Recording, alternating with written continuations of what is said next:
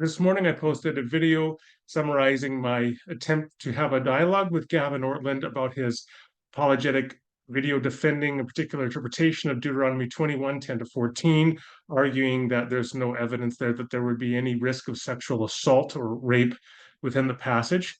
And in my video, I'd explained in 20 minutes clearly and dispassionately why there are serious problems with Gavin's analysis. And I drew upon both my theological background and also my background as a workplace investigator and trauma-informed investigator in the areas of things like sexual abuse. And so in this video, I summarized this. Now, several people have replied in comments in defense of Gavin, and there were three that I saw, three defenses that were repeated several times. One was to say that my YouTube channel is too obscure for Gavin to deign to interact on it because he wouldn't get enough eyeballs watching it. And I would just say, first of all, I hope Gavin's not motivated only by clicks. I hope that he's motivated by good arguments and the need to respond to important arguments and have charitable and important dialogue with academics who are informed on the topics on which he's opining. But more importantly, perhaps, is that I wasn't inviting him onto my YouTube channel. As I explained, I was inviting him onto Capturing Christianity with Cameron Bertuzzi. Cameron was willing to host us, was open to hosting us. When I'd previously been on Cameron's YouTube channel, I'd gotten 10,000, 20, 30,000 views on various debates and dialogues. So I think it would have been well worth his time if he is that concerned with clicks. The second response from some people was to say that Gavin's too busy, and maybe he is too busy to respond right now, although he took time to respond or to watch the video. But in that case, he could have just said, look, I'm really busy right now, but let's dialogue on this later. But instead, after watching the video, he declined to have any other further interaction. And then the third response was people saying that they didn't essentially like my attitude. And I think actually my attitude's pretty good. I think I'm dispassionate and I clearly and plainly state what I believe the problems are, and I offer a critical response. And I want to conclude on that because I actually think this is the most important part, which is, in my mind, getting lost here, which is on Gavin's view. So you have Deuteronomy 21, verse 11. So it refers to seeing a beautiful woman. It's translated in verse 11, but it's Isha is not just woman, it's female. And so this could be a 15-year-old virgin. In fact, it'd be more likely that an Israelite soldier would be interested in a 15-year-old virgin, let's say, than in a 30-year-old who'd already raised three children.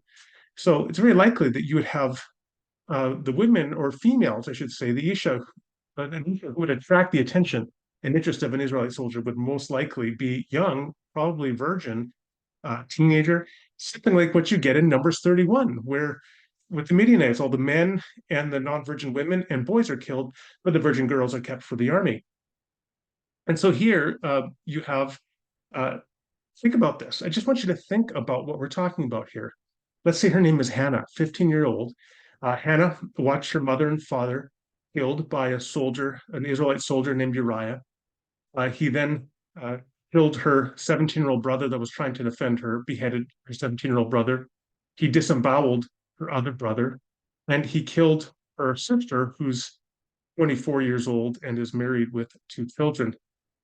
And then Hannah's now been taken prisoner because Uriah, the soldier, the Israelite soldier who killed most of her family, is interested in her.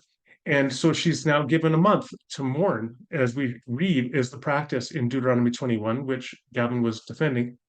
And after a month, he's told he now has the opportunity to freely consent to marry Uriah. Hannah, do you want to marry Uriah? Yes. Yes.